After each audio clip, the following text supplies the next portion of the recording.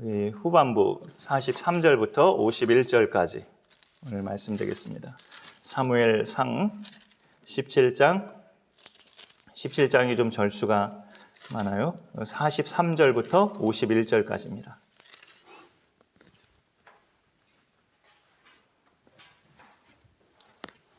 사무엘상 17장 우리에게 범위를 우리가 교독하면서 읽겠습니다. 제가 43절 먼저 읽겠습니다.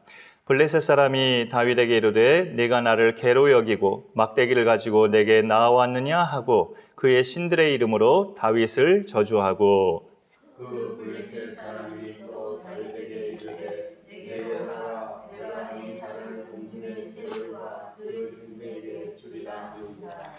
다윗이 블레셋 사람에게 이르되 너는 칼과 창과 단창으로 내게 나아오거니와 나는 만군의 여호와의 이름 곧 네가 모욕하는 이스라엘 군대의 하나님의 이름으로 내게 나아가노라. 오늘 여호와께서 너를 내 손에 넘기시리니 내가 가서 내 목을 베고 블레셋 군대의 시체를 오늘 공중의 새와 땅의 그 짐승에게 주어 온 땅으로 이스라엘의 하나님이 계신 줄 알게 하겠고 또 여호와의 구원하심이 칼과 창에 있지 아니함을 이 무리에게 알게 하리라. 전쟁은 여호와께 속한 것인즉 그가 너희를 우리 손에 넘기시리라. 블레셋 사람이 일어나 다윗에게로 마주 가까이 올 때에 다윗이 블레셋 사람을 향하여 빨리 달리며 손을 주머니에 넣어 돌을 가지고 물매로 던져 블레셋 사람의 이마를 치매 돌이 그의 이마에 박히니 땅에 엎드러지니라. 다윗이 이같이 물매와 돌로 블레셋 사람을 죽이고 그를 쳐 죽였으나 자기 손에는 칼이 없었더라. 같이 읽습니다. 다윗이 달려가서 블레셋 사람을 밟고 그의 칼을 그 칼집에서 빼내어 그 칼로 그를 죽이고 그의 머리를 베니 블레셋 사람들이 자기 용사의 죽음을 보고 도망하는지라. 아멘.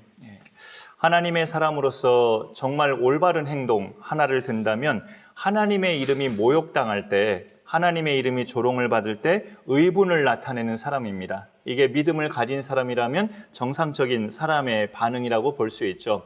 보통 자식도 부모가 누군가로부터 모욕당하거나 부모가 누군가로부터 조롱받는다면 용감한 자식은 왜 우리 부모님한테 그래요? 라고 이렇게 말을 할 수도 있죠. 그런 점에 있어서 우리가 하나님의 자녀고 하나님 믿는 사람이라면 누군가로부터 하나님의 이름이 모욕당할 때 거기에 의분을 느끼는 것이 믿음을 가진 사람의 정상적인 모습이죠.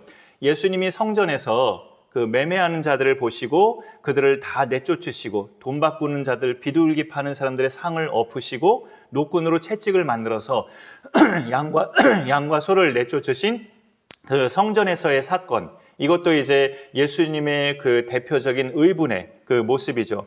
온유하신 예수님이시지만 기도하는 하나님의 집에서 불의를 행하는 자들을 용납하지 않으신 행동은 굉장히 정상적이고 또 강력하시고 사람들이 저항할 수 없는 의로운 행동이셨어요. 오늘 말씀에 나오는 다윗도 하나님의 이름이 모욕당하는 것을 참지 못하는 의분의 행동으로 그가 골리앗을 상대하고 이긴 그런 역사적인 사건을 우리가 말씀으로 보게 됩니다.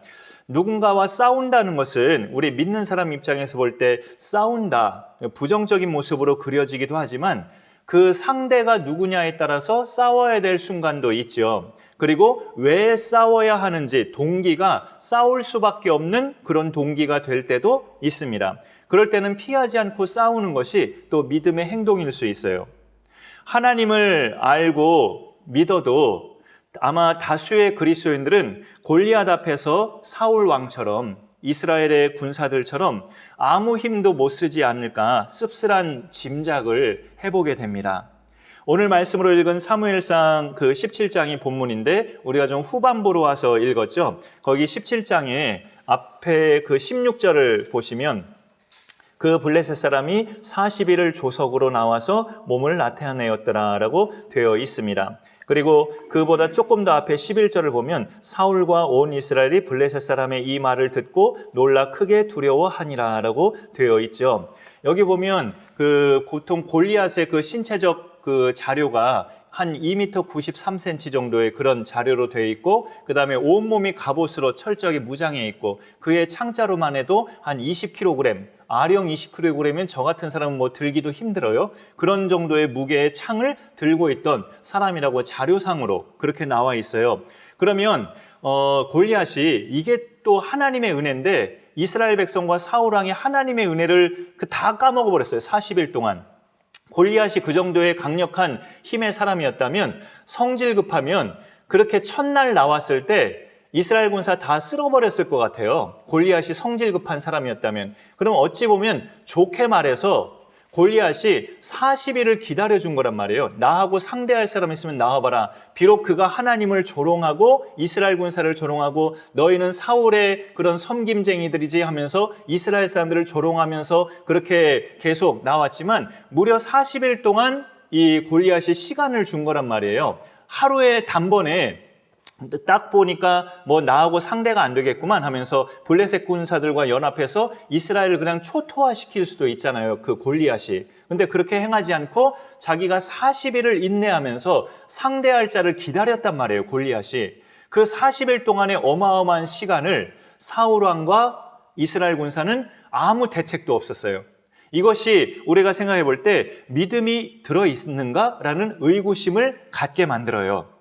이렇게 하나님을, 자신들이 믿는 하나님을 대놓고 모욕하는 저 이방 군사들의 그런 위협을 듣고도 그것이 무려 그렇게 한 달 이상의 기간 동안 그 골리앗이 어찌 보면 시간을 주면서 그렇게 여유를 가지면서 그렇게 생각할 만한, 또 고민할 만한, 같이 모여서 의논할 만한 그런 시간도 충분했단 말이에요. 사울과 이스라엘 군사들이. 근데 그 기간 동안에 그런 것들은 하나도 하지 않고 오히려 더 사기만 저하되고 날이 갈수록 사기만 더 저하돼서 그냥 꼼짝 못하고 벌벌벌 떨기만 하는 그런 모습으로 40일이 그냥 지나가 버렸어요.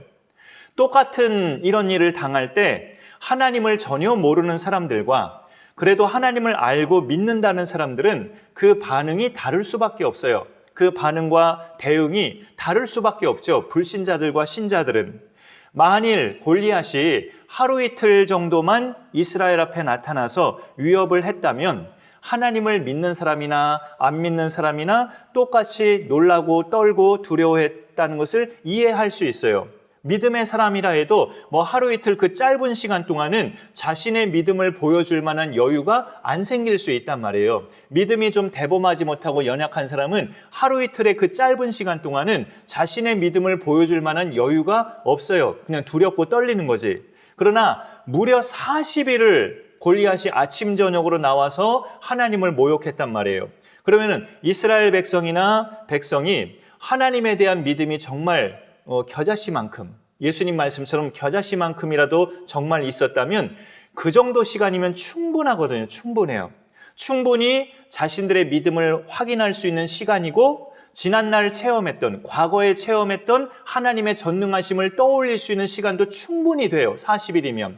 그리고 자신들이 하나님을 체험하지 못했다 해도 그 구약 성경을 기억하는 이스라엘 백성이라면 모세 시대의 광야길에서 홍해 앞바다에서 또 애굽 땅에 하나님 내리셨던 그 재앙과 하나님의 도우심, 이런 전능하신 하나님의 손길을 그 40일 정도의 시간이면 누군가는 분명히 떠올릴 수 있을 만한 그런 시간이 넉넉하고도 충분하게 된단 말이죠. 근데 이 40일이 그냥 무력하게 시간만 흘러갔어요. 아무도 그런 하나님의 전능하심을 떠올리지도 않고 뭐 과거에 우리 조상 모세 때에 하나님이 우리를 도우셔서 이렇게 함께 하시지 않았느냐, 우리가 의 앞에서 믿음으로 나아가면 저 골리앗 이길 수 있지 않겠습니까? 하면서 누군가 한 명이라도 그런 믿음의 반응을 아무도 안 보였어요. 사울 왕도 그런 반응이 없었고, 제가 청소년 시절과 청년기에 교회에서 여름 때 3박 4일 여름 수련을 가면, 지금은 2박 3일도 사실 길잖아요. 3박 4일이 보편적이던 시대에 그렇게 여름 수련을 가면 저도 그러기도 했던 것 같고 다른 친구들이나 후배들도 많이 그랬어요. 처음에는 그 수련회 가서 하나님께 뭘 기도해야 될지도 잘 모르겠고, 그러다 보면 주변에 막 눈물 흘리면서 울면서 기도하는 지체들을 볼 때 왜 우는 건지도 잘 모르겠고, 그리고 기도를 꼭 저렇게까지 막 울음바다를 쏟아내면서까지 기도를 저렇게 해야 되나? 그런 생각까지도 막 가져본 적이 있어요. 그게 첫째 날, 둘째 날까지는 계속 그런 상태로 가다가 셋째 날 마지막 집회에서 정말 전도사님이 잠을 안 재우다시피 기도시킬 때 오늘 밤이면 이제 내일이면 집으로 다 돌아가는데 이 밤이 될 때까지, 이 밤 지날 때까지 그렇게 기도가 안 터지면 어떻게 되겠느냐라는 식으로 전도사님이 잠을 안 재우면서까지 마지막 집회는 그냥 나를 새게 하다시피 했을 때 겨우 정말 기도가 터지고 소리내서 기도하게 되는 그런 체험을 수련회 갈 때 해본 적이 있어요. 3박 4일도 시간을 잘 활용하면 사람이 그렇게 마음이 열리고 기도가 터지고 하나님 앞에 부르짖는 사람으로 바뀌어지게 되는데 40일을 골리앗을 상대하면서 사울과 이스라엘 백성에게 아무런 변화가 없었다는 것은 냉철하게 말해서 그들에게 믿음이 있었는가? 그들 속에 믿음이 있는가? 우리가 질문할 수밖에 없는 거죠. 그런데 그들은 그렇다 치고요. 그런 무력함이 오늘 우리 그리스도인들의 모습에 사실 있기 때문에 항상 우리가 내 믿음을 비춰보고 말씀 앞에 비춰보면서 지금 내가 가진 믿음이 참인지 껍데기인지 늘 하나님 말씀 앞에 진리 앞에서 우리가 확인하는 작업이 필요합니다. 우리 교회는 비공식적으로 하는 것이긴 하지만 새소식반이라는 그 놀이터에서 어린이 전도 프로그램을 봄, 가을로 계속 하고는 있습니다. 코로나 전에는 전도협회에서 정한 대로 봄에 12주, 가을에 12주 이렇게 석 달씩 다 했어요. 근데 작년 코로나 발생한 이후부터 올해까지는 학기마다 한 절반 정도씩 나가요. 6주 정도씩. 그냥 어찌 보면 많이 망설이다가 눈치껏 나갔던 그런 초반기도 있었어요. 코로나가 시작됐을 때는. 근데 이제 연수로 따지면 벌써 7년 이상 하고 있는 어린이 전도인데도 나갈 때마다 좀 두려움이 있어요, 마음속에. 그 어린아이들 자체가 두렵다기보다는 우리를 쳐다보는 사람들의 시선을 좀 의식하는 것 같아요, 제가. 혹시라도 누군가가 우리를 이상하게 쳐다봐서 저 사람 아이들 모아놓고 지금 저 한켠 그 공원에서 지금 뭐 하는 건가? 하면서 누군가가 신고할까?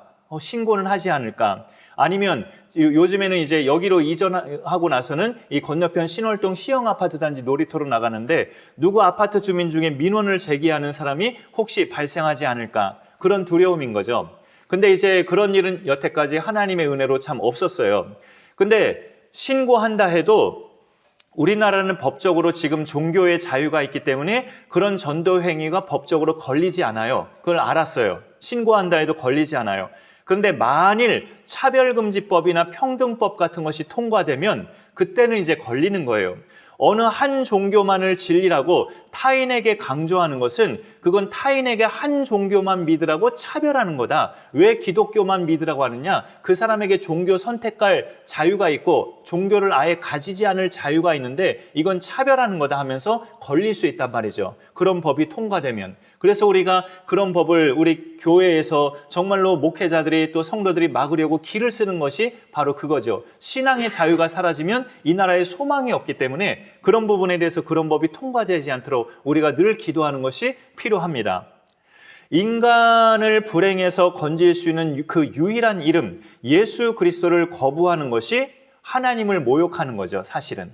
하나님을 모욕하는 것인데 그런 거대한 골리앗 앞에서 하나님의 사람이라면 마땅한 행동이 뭘까요? 하나님의 이름으로 대응하는 거예요, 다윗처럼.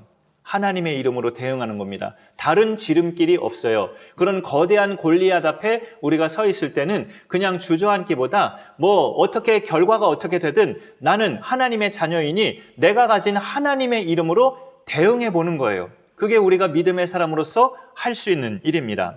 오늘 본문의 말씀 중에 45절 보면 다윗이 블레셋 사람에게 이르되 너는 칼과 창과 단창으로 내게 나아오거니와 나는 만군의 여호와의 이름 곧 네가 모욕하는 이스라엘 군대의 하나님의 이름으로 내게 나아가노라 하면서 그렇게 선포하고 있죠. 하나님의 이름으로 대응하는 그의 모습을 여기서 보게 돼요. 하나님의 이름이 모욕당하고 조롱당할 때 가만히 있지 않고 하나님의 이름을 다윗이 드높이고 있어요.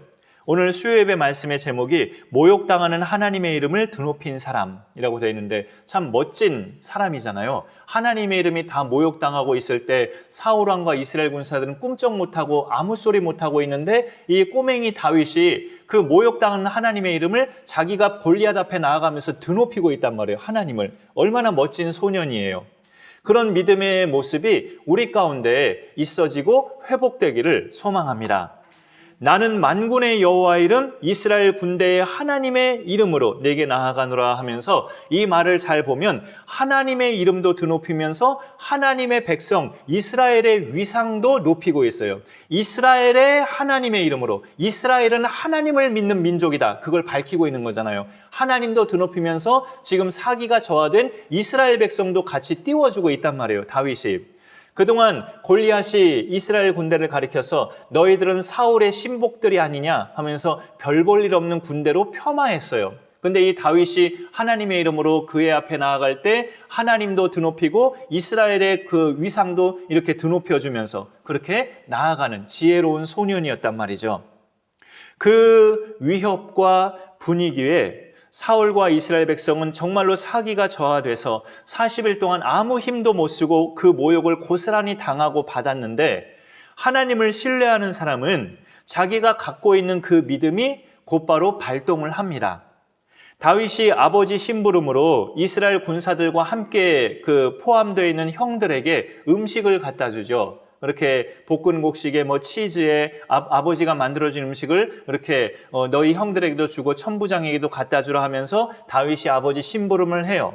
그래서 그 전쟁터 근처까지 갔다가 골리앗이 하는 말을 들은 거예요. 아버지 심부름이 없었다면 계속 다윗은 몰랐겠죠. 그럼 계속 이스라엘은 사기가 저하됐고 뭔가 패색이 짙었겠죠. 근데 다윗이 그곳으로 보내진 것이 이게 하나님의 섭리란 말이죠. 아버지가 심부름시켜서 그 전쟁터에 그 어린 꼬마가 나간 것이 이게 하나님의 섭리고 하나님의 그 주권적인 역사인 것을 우리가 보게 됩니다. 본문은 아니지만 다시 그 같은 17장의 22절과 23절에 거기 보니까 다윗이 자기의 짐을 지키는 자의 손에 맡기고 군대로 달려가서 형들에게 문안하고 그들과 함께 말할 때에 마침 블레셋 사람의 싸움 도둔 가드 사람 골리앗이라 하는 자가 그 전열에서 나와서 전과 같은 말을 하매 다윗이 들으니라 라고 23절에 그렇게 되어 있습니다. 이제서야 다윗이 들었어요. 40일이 지나서야. 이 말을 듣고 다윗은 믿음의 행동을 하기까지 시간이 얼마나 걸렸을까요? 안 걸렸어요, 시간이. 바로 믿음의 반응을 했어요. 26절에 보니까 다윗이 곁에 서 있는 사람에게 말하여 이르되 이 블레셋 사람을 죽여 이스라엘의 치욕을 제거하는 사람에게는 어떠한 대우를 한다더냐? 이 할례 받지 않은 블레셋 사람이 누구이기에 살아계신 하나님의 군대를 모욕하겠느냐라고 곧바로 믿음의 반응을 하는 다윗을 볼 수가 있어요. 그러나 이제 국가의 질서를 존중하는 차원에서 다윗이 자기가 마음대로 나가지 않고 먼저 왕 앞에 나가서 왕의 허락을 받고 골리앗 앞에 나간 거죠. 그래서 이 다윗의 반응은 듣자마자 믿음의 반응을 한 거예요. 하루 동안 제가 좀 고민해 보겠습니다. 이게 아니에요. 다윗은 내가 골리앗을 이길 수 있을까? 내가 나가서 상대하는 게 맞는가? 저 군사들도 상대하지 못하고 벌벌 떨고 있는데 나 같은 것이 미성년자가 저 골리앗 앞에 나가서 상대하는 게 맞을까? 사자나 곰은 어떻게 해서든지 하나님이 내가 가진 막대기로 물리치게 하셨지만 저 골리앗은 정말 상대가 다른데 사자나 곰보다 훨씬 더 강력해 보이는데 내가 이길 수 있을까? 그런 고민을 다윗이 하루 이틀 하고 나서 나갔습니까? 전혀 그렇지 않았어요. 고민 따위는 하지 않고 하나님이 사자나 곰도 나를 이기게 하시는데 저 하나님을 모욕하는 이방인이야 내가 못 이기겠습니까? 라는 식으로 사울왕 앞에서 확고한 믿음을 보여주고 사울왕의 허락을 받고 나갔단 말이에요. 사실 그 믿음이 있느냐 없느냐 유무의 문제지 어찌 보면 연약한 믿음, 강한 믿음 이것은 그렇게 큰 의미는 아니에요, 솔직히. 다윗이 이 전쟁터에 나타나기까지 만약에 사울이나 이스라엘 군사 중에 다윗만큼은 아니어도 믿음을 가진 사람이 한두 명이라도 있었다면 40일이 이렇게 무기력하게 지나가지 않았을 거란 말이죠. 그 전에 벌써 결판 나고 끝났을 거예요. 누군가라도 다윗 같은 믿음이 그 군사 중에 한두 명이라도 있었다면 반드시 골리앗을 어떻게든 상대했을 거란 말이죠. 믿음 있는 사람이 사울에게 믿음이 있든 군사 쪽에서 믿음이 있든 누군가에게 믿음이 있었다면 그 골리앗을 어떻게든 상대했을 거예요. 그렇게 결단하기까지 시간이 좀 많이 걸렸다 해도 그 결단이 이루어졌다면 그 결단은 믿음의 결단이기 때문에 결과는 다윗처럼 승리했을 겁니다. 그러나 다윗은 뭐가 차이점이 있었어요? 시간이 전혀 안 걸렸다는 것. 반응, 골리앗을 보자마자, 그의 말을 듣자마자 자기가 갖고 있는 믿음의 반응을 곧바로 했어요. 골리앗의 교만한 말을 듣자마자 의분을 터뜨렸고 왕의 허락이 떨어지자마자 곧바로 믿음으로 나아갔어요. 결과로만 보면 믿음이 강한 것과 약한 것의 의미는 크지 않아요. 결과는 둘 다 승리예요. 믿음이 약한 사람도 그가 가진 믿음이 있다면 승리하는 사람으로 서는 거고, 믿음이 강한 사람은 더더욱 말할 나위 없고요. 그러니까 결과만 놓고 본다면 믿음이 강한 자나 약한 자나 그 최후 결과는 승리예요. 그러니까 결과로는 똑같은 거죠. 그러나 다윗처럼 확고한 믿음을 가지면, 기왕의 믿음을 가질 바에 확고한 믿음을 가진 사람은 시간이 걸리진 않죠. 뭐 일주일, 며칠, 뭐 40일은 뭐 당연하고 일주일 정도의 시간도 안 걸리고 하루 정도의 시간도 안 걸려요. 뜸들이지 않고 바로 나가는 거죠. 바로. 그 믿음이 강한 자와 약한 자의 차이점은 거기에서 나옵니다. 믿음이 강한 자는 뜸들이지 않고 믿음이 약한 자는 뜸들였다가 자꾸 시간을 까먹는 거죠. 시간을 버느냐 낭비하느냐, 승리하기까지 오랜 시간이 걸리느냐 그렇지 않느냐의 차이는 발생합니다. 믿음이 있어도 믿음이 연약한 사람은 그만큼 승리하기까지 세월이 오래 걸릴 수 있고, 세월을 낭비할 수 있고, 엄한 데에 돈을 낭비할 수 있고, 그만큼 하나님을 드높이는 삶이 꽤 늦어지는 거죠. 꽤 늦어져요. 모두에게 똑같이 주어진 하나님의 선물이 뭡니까? 시간이잖아요. 시간. 모두에게 똑같이 주어진 소중한 선물인데 낭비하지 않는 사람이 그만큼 빨리 성공하는 사람이라고 일반 세계에서도 그렇게 말을 하잖아요.